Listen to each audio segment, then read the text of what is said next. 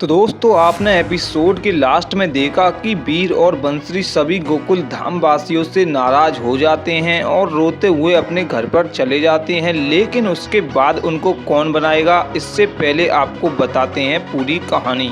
जैसा कि आपने देखा कि बीड़े भाई के कहने पर टप्पू एक आइडिया सोचता है और उस आइडिया से वह बताता है सभी लोगों को कि क्या क्या करना है, जिसके बाद सभी लोग तैयार हो जाते हैं और काफी खुश होते हैं कि टप्पू का आइडिया काम कर जाएगा। लेकिन जेठालाल के मन में एक शंका थी, अगर टप्पू का आइडिया काम नहीं किया तो बच्चे नाराज हो जाएंगे पूरी सोसाइटी से, और वह ऐसे वैसे बच्चे नहीं हैं और वह पूरी सोसाइटी से नाराज रहेंगे, और अगर नहीं माने तो हमको गणेश उत्सव बनाने में भी क्या मजा आएगा। और यह डर जेठालाल के मन में पहले से ही था।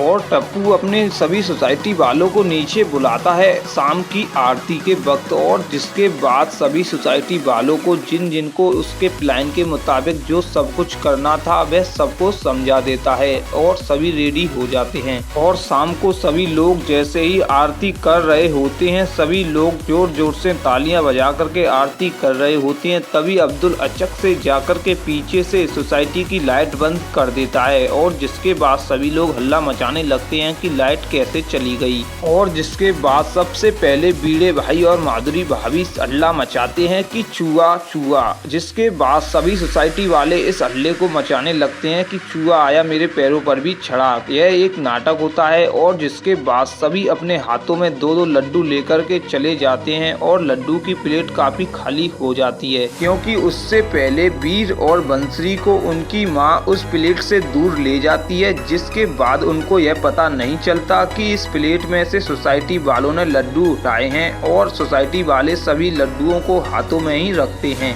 जिसके बाद अब्दुल भाई लाइट को चालू कर देते हैं और फिर सभी लोग देखते हैं कि प्लेट में से लड्डू गायब हो गए, और उनमें से सबसे ज्यादा अचंभित होते हैं वीर और बंसरी, क्योंकि उनको लगता है कि लड्डू गणपति बप्पा जी ने खा लिए हैं। वह अकेले में खाते हैं जिससे कि वह कोई देख ना पाए। और तभी वीर और बंसरी देखते हैं कि सभी सोसाइटी वालों के हाथ बंद हैं, और फिर बच्चे सबसे पहले जेठालाल को प्रसाद देने जाते हैं। और जेठालाल बहाना लगा करके बच्चों को बीड़े भाई के पास भेज देता है। जिसके बाद बीड़े भाई बच्चों को टप्पू के पास भेज देते हैं, और तभी टप्पू प्रसाद के लिए एक हाथ आगे करता है। जिसके बाद वीर और बंसरी कहते हैं कि टप्पू भैया दूसरा हाथ भी आगे कीजिए, और तभी टप्पू अचक अचक दूसरा हाथ भी आगे करता है, और बच्चे देखते हैं कि उस हाथ में दो लड्डू होते हैं। जिसके बाद बच्चों को सब समझ में आ जाता है वीर और बंसरी के। और जिसके बाद बच्चे रोने लगते हैं और कहते हैं कि आप सब सोसाइटी वालों ने हमारे साथ झूठ बोल करके यह नाटक किया,